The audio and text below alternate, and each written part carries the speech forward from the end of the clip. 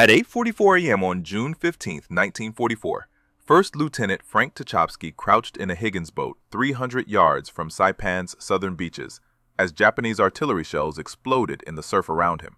The 29-year-old Marine officer from New Brighton, Pennsylvania, commanded 40 men behind him, every single one selected from the brig or punishment details, and their mission required them to work alone behind enemy lines for days at a time against an island garrison the intelligence estimated at 30,000 Japanese troops. Tachovsky's Scout Sniper Platoon had trained for 6 months at Camp Tarawa in Hawaii, but Saipan would be their first combat operation, and Marine Corps planners had already calculated that Scout Sniper casualties in the Pacific Theater averaged 73%. The platoon behind Tachovsky represented the Marine Corps' second experiment with elite reconnaissance units. After the bloody Battle of Tarawa 7 months earlier, Colonel James Risley of the 6th Marine Regiment had requested permission to form a specialized Scout Sniper platoon. The Marine Corps had lost 994 men at Tarawa in just 76 hours. Risley believed that better intelligence about Japanese fortifications could reduce those casualties. He needed men who could kill silently, map enemy positions, and survive alone in hostile territory. Standard Marine training produced excellent riflemen and assault troops, but Risley needed something different. He needed men who thought for themselves, who ignored rules, who fought dirty. He found them in the punishment details. Tachovsky had specific recruiting criteria. When 2 Marines got into a fight, the winner went to the brig, while the loser went to the infirmary. Tachovsky wanted the winner. A man with a disciplinary record for brawling had proven he could handle himself in close combat. The Marine Corps called such men Troublemakers. Tachovsky called them survivors. Over 2 months at Camp Tarawa, he assembled 42 Marines from various punishment details across the 2nd Marine Division. The youngest was 17, the oldest was 34. Most had criminal records before joining the Marines. Several had been arrested for theft, assault, or fighting. One had been a professional boxer. Another had worked as a bodyguard for a Chicago gangster. The Marine Corps had given these men a choice: military prison or combat duty. They chose combat. Training at Camp Tarawa focused on skills the regular Marine Corps did not teach: silent killing techniques with knives and bare hands, how to approach a sentry from behind and break his neck without making sound, how to move through jungle terrain without disturbing vegetation, how to read Japanese maps and documents, how to call in naval gunfire and artillery strikes. The platoon practiced with M1903 Springfield rifles fitted with 8-power unerdal scopes. They learned to shoot from 600 yards and hit a man-sized target.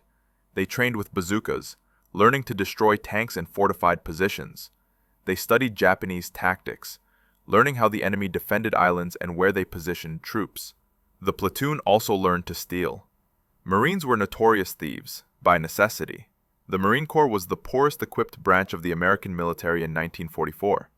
Marines received surplus weapons from World War I, outdated equipment, and inadequate rations. To survive, they stole from better supplied Army and Navy units. Tachovsky's men excelled at theft. They raided Army supply depots for food, Navy warehouses for equipment, and even stole jeeps and trucks. Other Marines in the 6th Regiment nicknamed them the 40 Thieves. The name stuck. By June 1944, the 40 Thieves had completed their training. They knew how to fight, how to hide, and how to kill without making noise. They had memorized Japanese fortification patterns and studied aerial photographs of Saipan. They understood their mission: land with the first assault wave, push inland ahead of the main force, locate Japanese positions, and radio coordinates back to artillery and naval gunfire units. Then, disappear into the jungle and continue mapping enemy fortifications. Days at a time behind enemy lines. No support. No rescue if captured. The intelligence briefings had been clear about what awaited them. Saipan was the first Japanese territory the Americans would invade. The island was considered part of Japan itself, not occupied territory. The Japanese would defend it with suicidal determination. The garrison included 30,000 Imperial Army and Navy troops, plus thousands of armed civilians. The island measured 14 miles long and 5 miles wide. Mount Tapochau rose 1,500 feet in the center, providing the Japanese with observation posts overlooking every beach. The Japanese had built concrete pillboxes interconnected trenches, and underground bunkers throughout the island. They had registered every beach and valley for artillery and mortar fire. American casualties were expected to exceed 50%. Want to know if Tachovsky's criminals survived what came next? Please hit that like button. It helps the algorithm show this story to more people. Subscribe for more untold history. Back to Tachovsky. The Higgins boat's ramp dropped into chest-deep water. Tachovsky led his men forward through the surf as machine gun fire kicked up spray around them. They reached the beach at 8:47 a.m. Japanese mortars began landing among the assault waves. Men died in the surf, in the sand, at the seawall. Tachovsky's platoon moved inland fast. Their orders were simple: keep moving, find the Japanese, radio their positions, stay alive. By 9:30 a.m. they had pushed 300 yards inland, farther than any other Marine unit on the beach. They found themselves alone in enemy territory, with 30,000 Japanese soldiers somewhere in the jungle ahead. Night would fall in 9 hours. That was when their real mission would begin. The 40 thieves moved through dense jungle growth 50 yards apart, maintaining visual contact through hand signals Tachovsky had developed during training. Standard Marine tactics called for units to stay together, advance in formation, and maintain radio contact with command. Tachovsky's orders were different. His platoon would operate independently, reporting enemy positions but making their own tactical decisions. No other Marine unit on Saipan had that authority. At 10:15 a.m., Sergeant Bill Knuppel spotted the first Japanese position, a concrete pillbox built into the side of a ridge, with interlocking fields of fire covering the valley below, where the 2nd Marine Division would advance later that afternoon. The pillbox housed a Type 92 heavy machine gun, with a crew of 7. The Japanese had camouflaged the position with vegetation and positioned it to remain invisible from the beach. Marine assault units advancing through the valley would walk directly into the kill zone. Tachovsky's map showed 3 possible routes for the Marine advance. The Japanese machine gun covered all 3. Taking out the position would save dozens, possibly hundreds of Marine lives, but attacking it would reveal the 40 thieves' position and compromise their reconnaissance mission. Tachovsky made the decision in 30 seconds. The platoon had carried a bazooka specifically for situations like this. Private Marvin Strombo positioned himself 80 yards from the pillbox, while the rest of the platoon provided security. At 10:32 a.m., Strombo fired 1 round. The rocket hit the pillbox's firing slit and detonated inside. The explosion killed the entire Japanese crew instantly. Before the smoke cleared, Tachovsky's platoon had already moved 300 yards deeper into the jungle. They left no trace of their presence except the destroyed pillbox. When 2nd Marine Division units advanced through the valley 4 hours later, they encountered no machine gun fire from that ridge. By noon, the 40 thieves had identified and mapped 17 Japanese positions, 8 machine gun nests, 4 mortar pits, 3 artillery observation posts, and 2 ammunition storage areas. Tachovsky radioed the coordinates back to regimental headquarters using encoded transmission protocols. Within 20 minutes, naval gunfire from destroyers offshore began hitting the targets. The 40 thieves watched from concealed positions as 5-inch shells demolished Japanese fortifications they had marked 30 minutes earlier. This was their mission: find the enemy, mark them for destruction, and move on, before the Japanese realized what was happening. The platoon's advance carried them 2 miles inland by early afternoon, well ahead of any other American unit. They moved through terrain the Marines would not reach for 3 more days. Every 100 yards revealed new Japanese positions. The island was more heavily fortified than intelligence had estimated. Tachovsky counted over 200 enemy soldiers in one valley alone, dug into positions that would take days of frontal assault to capture. But with accurate coordinates, naval gunfire could destroy those positions in minutes. The 40 thieves were changing how the Marine Corps fought. At 3:40 p.m., the platoon discovered something unexpected: a Japanese tank battalion staging area. 37 Type 97 medium tanks sat under camouflage netting in a grove north of Sharon Kanoa. Marine intelligence had estimated the Japanese possessed maybe a dozen tanks on Saipan. The 40 Thieves had just found 3 times that number in one location. The tanks represented the most serious threat to the American beachhead. Japanese doctrine called for massed tank attacks at night, when American naval gunfire would be less effective. If these 37 tanks attacked the beach after dark, they could potentially break through Marine lines and reach the vulnerable supply areas.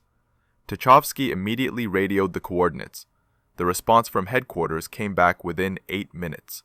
Naval gunfire was already engaged, supporting Marine units pinned down near the beach. Airstrikes were committed to other targets. Artillery was still being unloaded from ships.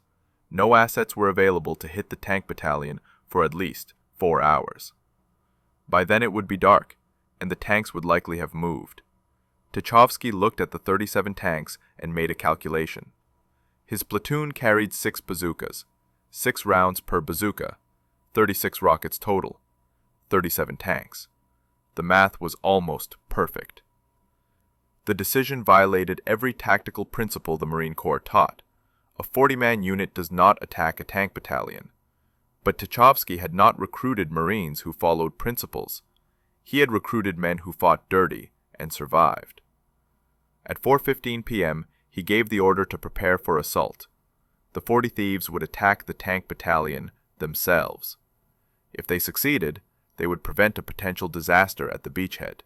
If they failed, 40 men would die, and no one would ever know what happened to them in that jungle grove. Strombo checked his bazooka and counted his rockets. 6 shots to kill 6 tanks. Then it would come down to close combat. Tachovsky positioned his 6 bazooka teams in a semicircle around the tank staging area, spacing them 40 yards apart to maximize coverage. Each team consisted of a shooter and a loader. The plan was simple. Hit as many tanks as possible in the first 30 seconds, then withdraw into the jungle before Japanese infantry could respond. The Marines knew they would not destroy all 37 tanks, but even disabling 10 or 15 would significantly reduce the threat to the beachhead. At 4:25 p.m., as the teams moved into position, something changed. The Japanese tanks started their engines. The sound of 37 diesel engines roaring to life simultaneously echoed through the jungle. Japanese tank crews emerged from camouflaged dugouts and climbed onto their vehicles. Officers shouted orders. Infantry units began forming up around the tanks. This was not a repositioning movement. This was preparation for attack. Tachovsky checked his watch. 4:28 p.m. Sunset was at 7:12 p.m. The Japanese were preparing for a dusk assault, earlier than Marine intelligence had predicted. The entire enemy force was now alert and organizing for combat. The window for a surprise attack had closed. Tachovsky made a new decision. His platoon would shadow the tank battalion and report its movements. Attacking now would accomplish nothing except getting his men killed. But tracking the tanks and providing real-time coordinates would allow Marine units at the beach to prepare defenses. He radioed headquarters with updated information. Enemy tank battalion mobilizing for attack. Estimated time of arrival at American lines between 7 and 8 p.m. The response came back immediately. Maintain observation. Do not engage. Continue reporting. The tank battalion began moving at 5:07 p.m. They advanced in 2 columns along parallel routes toward the coast. Japanese infantry units moved alongside the tanks, approximately 1,000 soldiers total. This was a major assault, not a probing attack. The Japanese intended to break through Marine lines and reach the beaches before nightfall. If they succeeded, they could destroy supply dumps, artillery positions, and command posts. The entire American invasion could collapse in a single evening. The 40 Thieves followed the enemy formation, staying 200 yards to the flank and using jungle cover for concealment. Every 10 minutes, Tachovsky radioed updated coordinates showing the enemy's position and direction of movement. Marine units at the beach began repositioning to meet the threat. Bazookas were distributed to frontline units. Sherman tanks from the 2nd Marine Tank Battalion moved forward. Artillery batteries adjusted their aim points.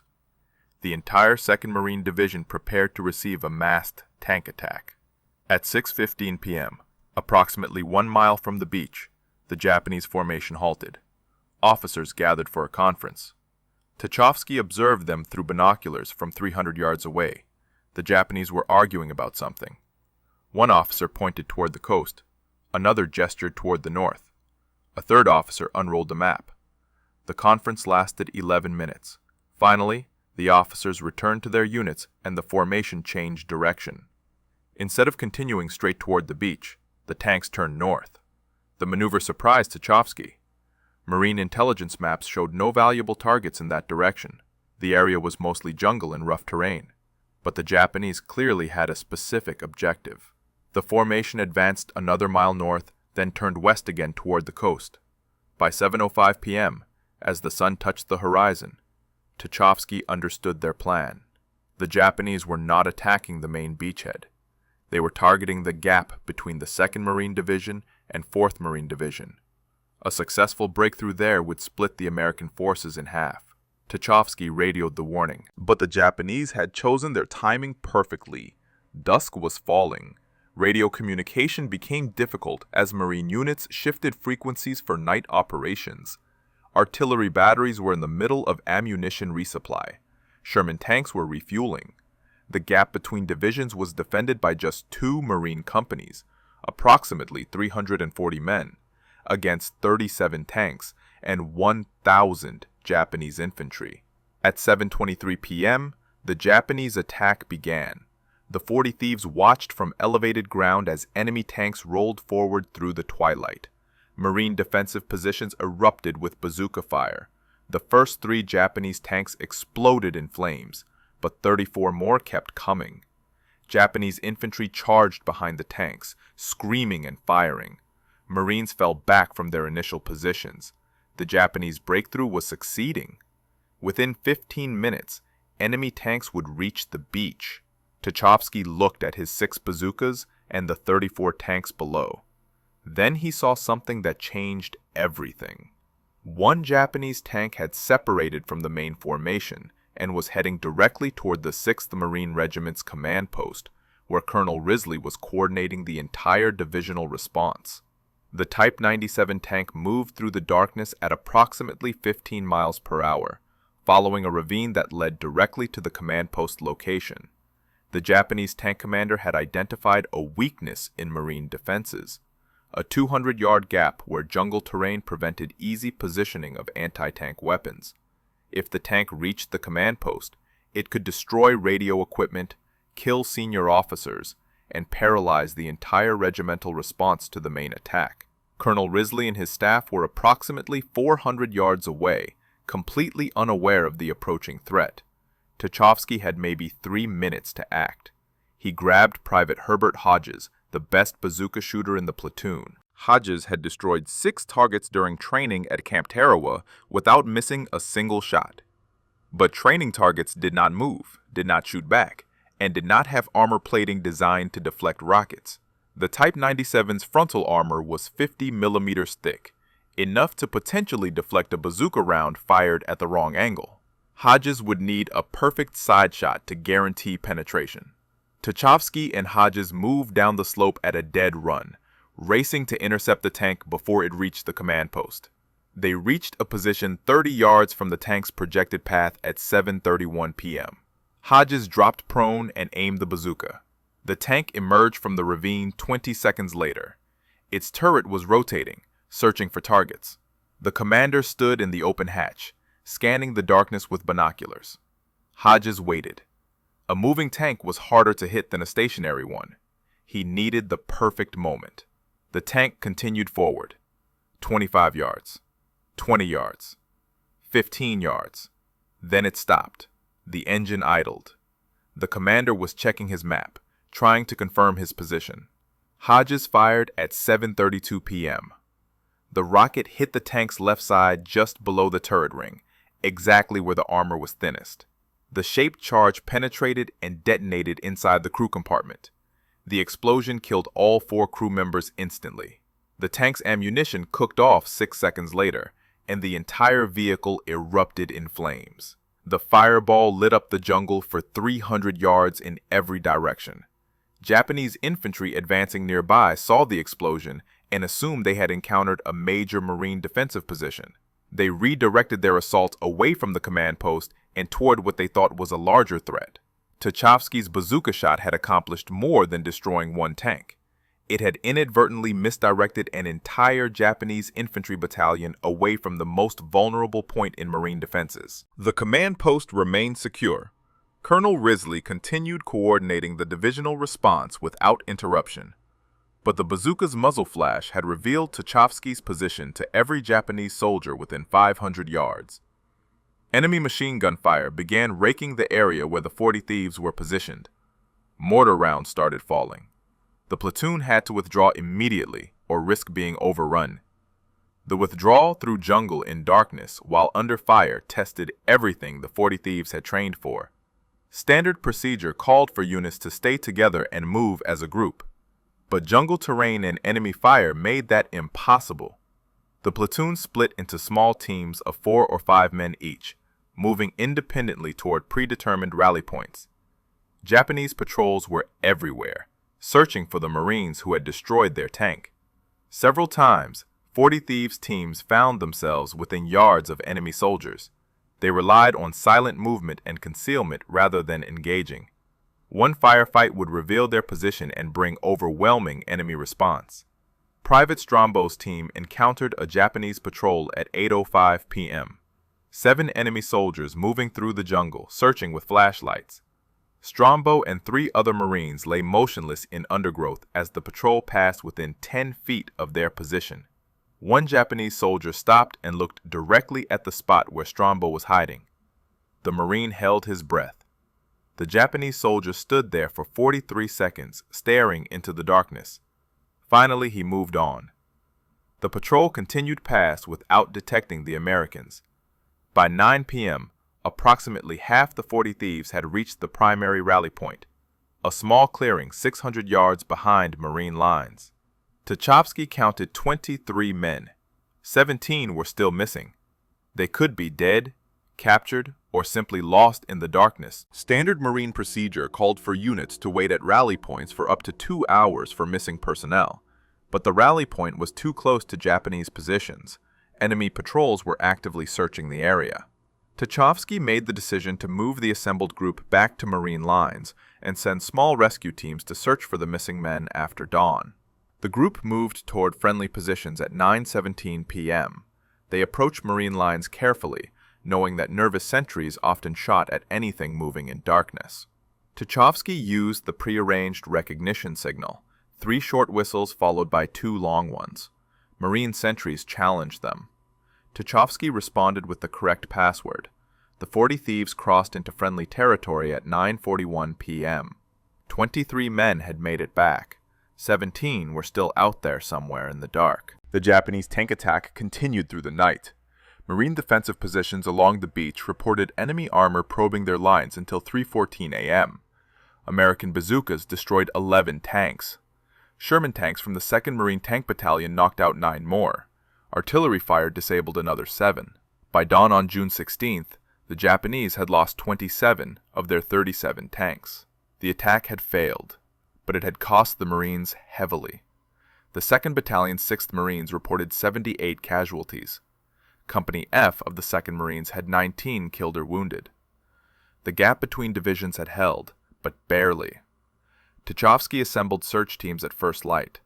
Each team consisted of 4 men, with orders to locate the missing 17 Marines and return by noon. The teams moved back into the jungle at 6:30 a.m., retracing the platoon's route from the previous evening. They found the first body at 7:05 a.m. Private Donald Evans had been shot twice in the chest, probably during the withdrawal under fire. He had died instantly. His dog tags were missing. The Japanese often collected American dog tags as trophies. The team buried Evans in a shallow grave, marked with his rifle and helmet.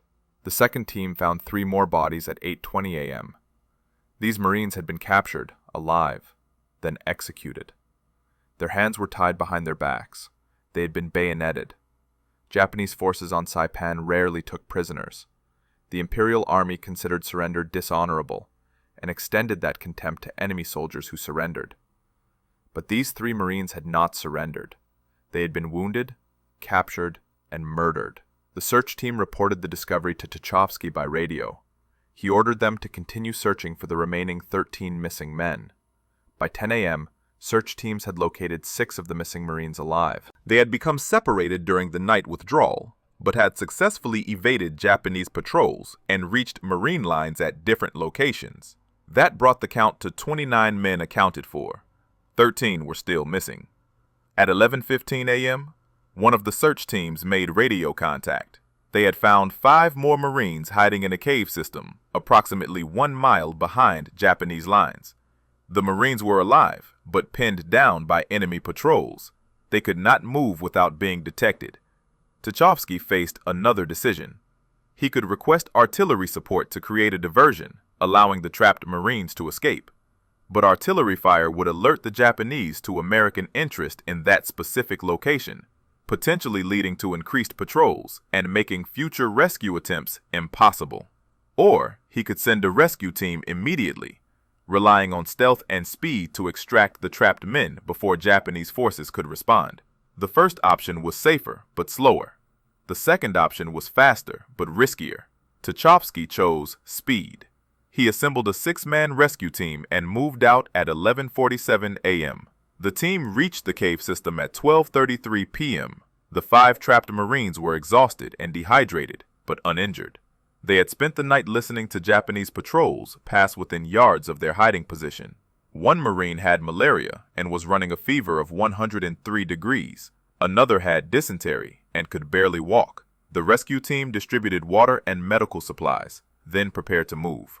The extraction required the team to cover 1 mile through Japanese-controlled territory in broad daylight. Standard Marine tactics called for moving in darkness, but the trapped Marines could not survive another 12 hours without medical attention. The fever case needed immediate evacuation. The dysentery case was severely dehydrated. Tachovsky decided to move immediately and rely on speed rather than concealment. The combined group of 11 Marines began moving toward friendly lines at 1:05 p.m. They made it 400 yards before encountering a Japanese patrol. 20 enemy soldiers moving through the jungle in a standard search formation. The Marines had 2 choices: hide and hope the patrol passed without detecting them, or ambush the patrol and eliminate the threat. Hiding risked discovery. Ambushing risked bringing more Japanese troops to investigate gunfire. Tachovsky chose ambush. The element of surprise would give the Marines a brief advantage. If they could eliminate the entire patrol in 30 seconds before anyone could fire a shot or radio for help, they might escape undetected. The Marines positioned themselves in a classic L-shaped ambush formation. 8 men along the patrol's line of march. 3 men at the end of the L to catch anyone who tried to escape. The Japanese walked directly into the kill zone at 1:23 p.m. Tachovsky gave the signal. 11 Marines opened fire simultaneously. The Japanese patrol was destroyed in 7 seconds. 20 enemy soldiers killed. No survivors. No radio transmissions. But the gunfire had been heard for at least half a mile in every direction. Japanese units throughout the area would be converging on this location within minutes. The Marines moved at a full run, abandoning stealth for speed.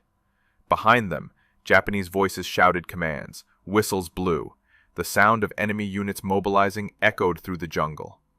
Tachovsky estimated they had maybe 5 minutes before Japanese forces surrounded them. The nearest Marine defensive position was 800 yards away across open ground that offered minimal cover. Running that distance while carrying 2 sick Marines would take at least 12 minutes. The mathematics were clear. The Japanese would catch them before they reached safety. At 1:29 p.m., the Marines encountered an unexpected problem. The terrain ahead dropped into a steep ravine 40 feet deep with near vertical sides. Going around would add 15 minutes to their route. Going down and back up would slow them significantly. But staying on the ridge meant certain contact with pursuing Japanese forces. Tachovsky chose the ravine. The Marines descended the slope, half sliding and half climbing, supporting the 2 sick men between them. They reached the bottom at 1:33 p.m. Japanese soldiers appeared on the ridge above them 60 seconds later. The Japanese opened fire from elevated positions, shooting down into the ravine. Bullets ricocheted off rocks. One Marine was hit in the leg. Another took shrapnel from a grenade that exploded on the ravine floor. The Marines returned fire while continuing to move, using boulders and vegetation for cover. The ravine channeled them in one direction, eliminating tactical options. They could only move forward and hope to reach the far end before the Japanese descended and engaged them at close range. At 1:38 p.m., they spotted the problem. The ravine ended in a box canyon. No exit. The Marines were trapped. Japanese soldiers began descending into the ravine from multiple points, moving to surround the trapped Americans. Tachovsky counted at least 40 enemy soldiers visible, with more arriving every minute. His 11 Marines had maybe 200 rounds of ammunition total between them. The 2 sick Marines could not fight effectively. That left 9 combat-effective men against a force that was growing rapidly. Artillery support was impossible because the Marines were too close to Japanese positions. Airstrikes could not be called in without risking hitting friendly forces. The 40 thieves were on their own. Tachovsky noticed something the Japanese had missed. The box canyon's rear wall was not solid rock. Vegetation growing at the base suggested water seepage, which meant a crack or fissure in the stone. He sent 2 Marines to investigate, while the rest of the team established defensive positions. The 2 Marines reported back at 1:44 p.m. There was a narrow opening behind the vegetation, barely wide enough for a man to squeeze through. Beyond the opening, the fissure widened into a passageway that appeared to lead upward through the rock. The Marines began moving through the opening one at a time, pushing the 2 sick men through first. The passage was tight enough that men had to remove their packs and drag them behind. It was completely dark inside. They moved by touch, following the Marine ahead. The passage climbed steeply upward through solid rock. Behind them, they could hear Japanese soldiers entering the box canyon, calling to each other as they searched for the Americans who had seemingly disappeared. The passage emerged onto the opposite side of the ridge at 2:07 p.m., 400 yards from where they had entered. The Marines found themselves behind Japanese lines, but with the enemy focused on searching the ravine below. They moved quickly toward Marine positions, covering the final 600 yards in 8 minutes. They approached friendly lines using proper recognition signals and crossed into American-held territory at 2:23 p.m. All 11 Marines reached safety. The 2 sick men were immediately evacuated to medical stations. That brought the total count to 34 Marines accounted for. 8 remained missing. As the day progressed, 3 more were found alive, having successfully evaded capture and reached Marine lines independently. 2 more bodies were discovered by advancing Marine units. That left 3 Marines still unaccounted for by nightfall on June 16th. They were officially listed as missing in action.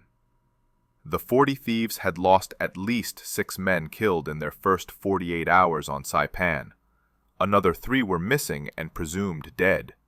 That represented a 22% casualty rate. Despite the losses, the platoon had accomplished its mission.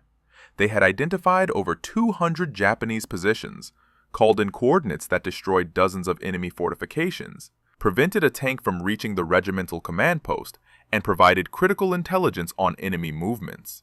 Colonel Risley sent a message to Tachovsky at 1800 hours. The 40 thieves would have 1 night to rest, resupply, and integrate replacements.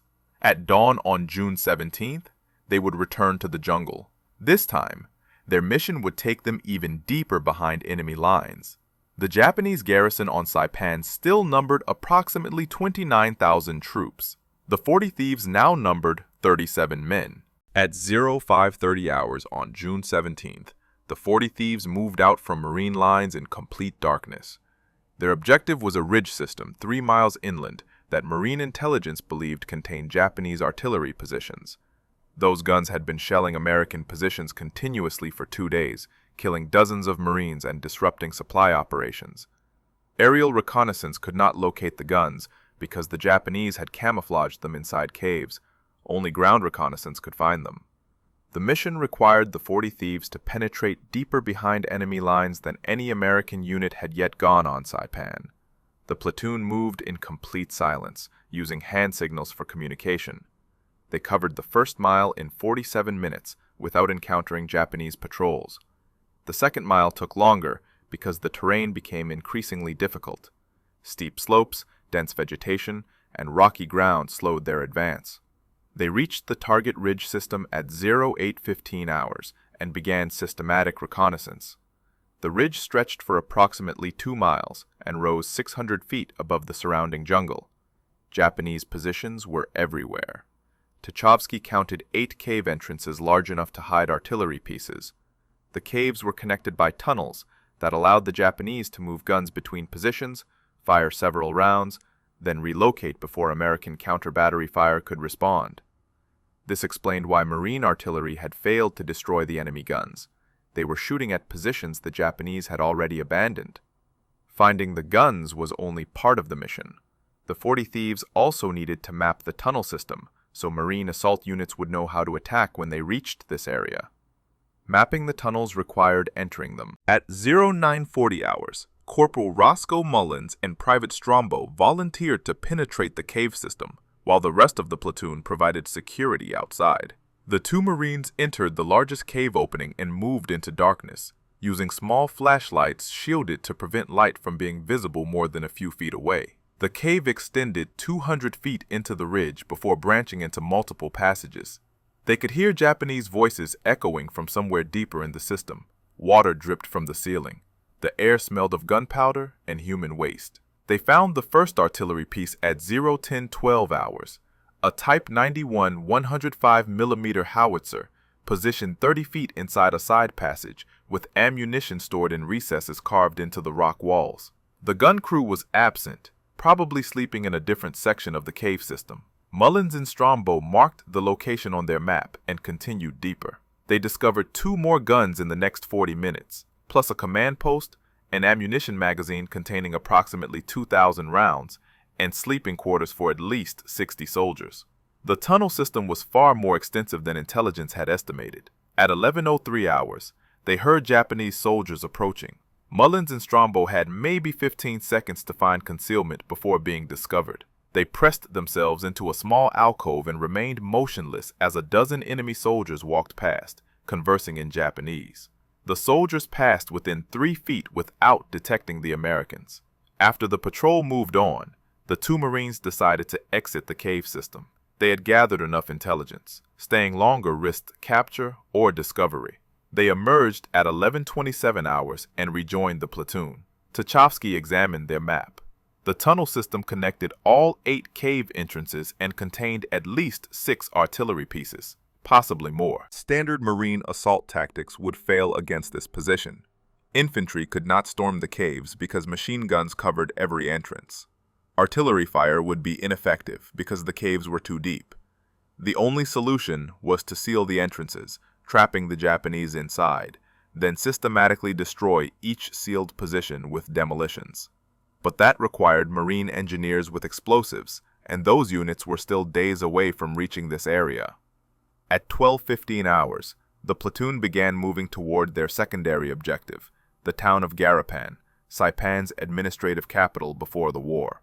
Marine intelligence wanted to know if Japanese forces were defending the town or if they had withdrawn to more defensible positions inland.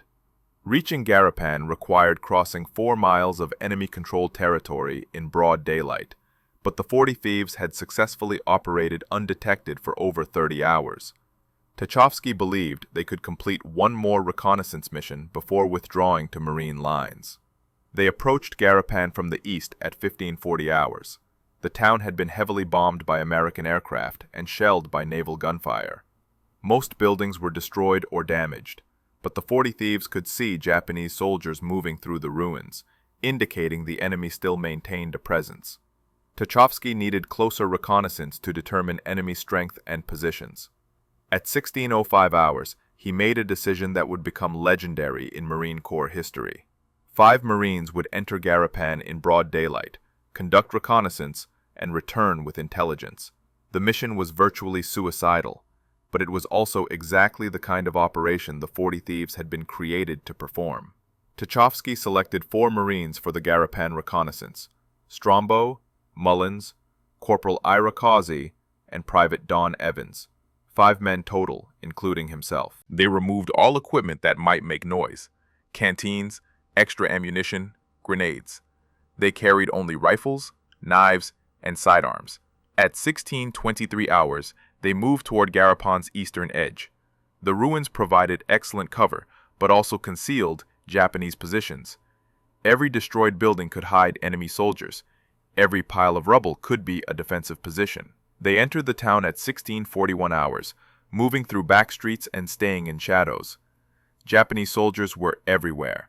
The Marines counted at least 200 enemy troops visible in the town center, with probably hundreds more in surrounding buildings. The Japanese were not defending Garapan as a fortified position. They were using it as a staging area for counterattacks against American forces. The distinction was important. Marine commanders planning to assault Garapan needed to know they would face mobile enemy units rather than fixed fortifications. At 17:08 hours, Causey spotted something unexpected: 5 bicycles leaning against a partially destroyed building. Japanese military bicycles, the type officers used for transportation between positions. An idea formed immediately: 5 bicycles, 5 Marines. They could conduct their reconnaissance while riding through town like Japanese soldiers moving between positions. In the chaos and destruction of Garapan, 5 men on bicycles would attract less attention than 5 men on foot trying to hide. The plan was audacious and completely violated standard reconnaissance procedures.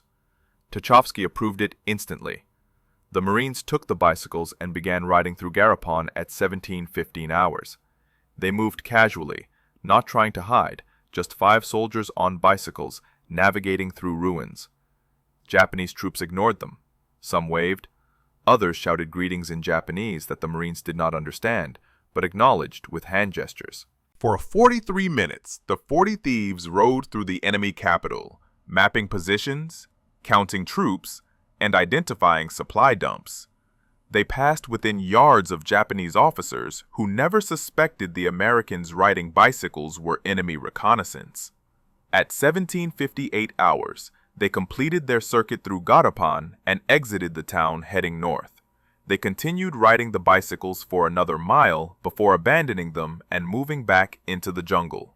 The reconnaissance had provided detailed intelligence on enemy dispositions throughout Garapan. Marine commanders would now know exactly where Japanese forces were concentrated when they eventually assaulted the town. The 40 thieves reached Marine lines at 19:32 hours.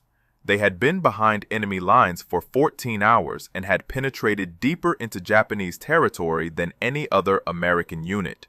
Over the next 3 weeks, the 40 thieves continued similar missions. They mapped enemy positions throughout Saipan's interior, called in coordinates for artillery strikes, ambushed Japanese patrols, and provided intelligence that saved countless Marine lives.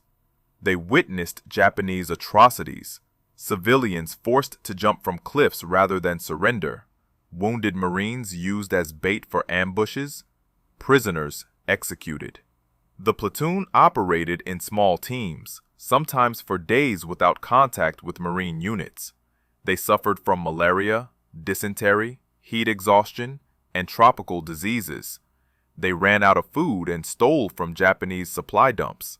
They ran out of water and drank from contaminated streams.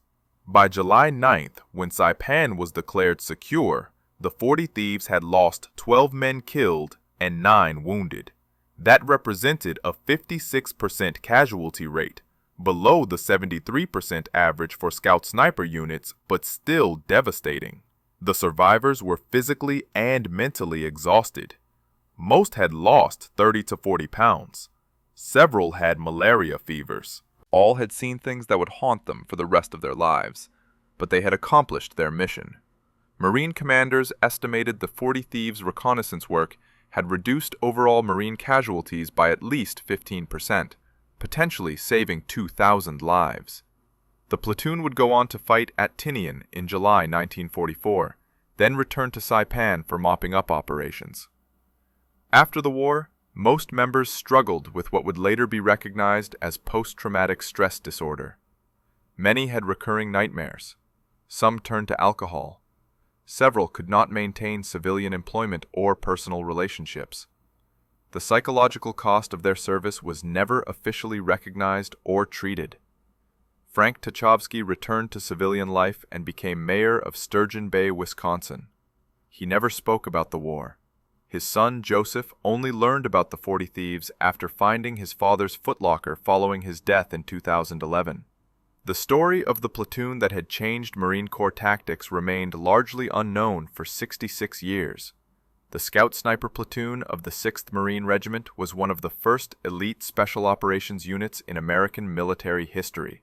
Their tactics of deep reconnaissance, silent killing, and independent operations behind enemy lines would influence the development of modern Special Forces units, including Navy SEALs and Marine Force reconnaissance. They proved that small, highly trained units could accomplish missions that entire battalions could not. 40 men recruited from brigs and punishment details became one of the most effective combat units in the Pacific War. The Marines who called them criminals were wrong. They were warriors. If Lieutenant Tachovsky's story moved you, please hit that like button. It helps YouTube show these forgotten stories to more people who need to hear them. Hit subscribe and turn on notifications. We publish new untold history stories every day, and you won't want to miss them. Drop a comment right now and tell us where you're watching from. Are you in the United States, United Kingdom, Canada, Australia, or somewhere else? Our community stretches across the world. You're part of keeping these memories alive. Tell us in the comments, did any of your relatives serve in World War II, especially in the Pacific Theater? Thank you for watching. Frank Tachovsky and his 40 Thieves deserve to be remembered. These men sacrificed everything so future generations could live in freedom. You're helping make that happen by watching, liking, and sharing these stories. Never forget,